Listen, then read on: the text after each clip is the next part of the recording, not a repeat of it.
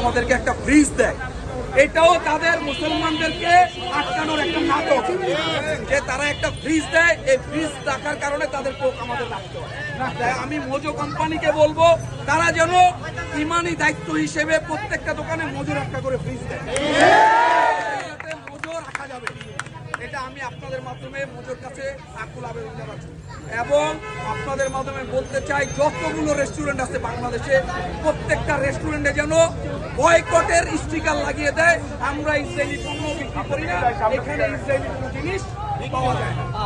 এটা আমাদের দায়িত্ব। আর একটা কথা যেটা সেটা হচ্ছে আমরা মা বোন যারা আছে ওনারা অনেকেই জানেন না, সমগ্র পৃথিবীর মুসলমানদেরকে আমরা সাবধান করে দিচ্ছি, কারণ সে বলেছে তাদের পিছনে নাকি অনেক পাওয়ার, সুপার পাওয়ার আছে। আমি আপনাদের মাধ্যমে জানাতে চাই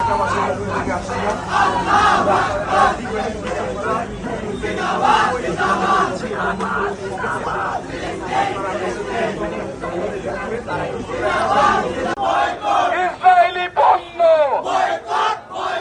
মার্কিনী পণ্য, প্রিয় এলাকার দোকানদার ভাইয়েরা, আমরা আপনাদের কাছে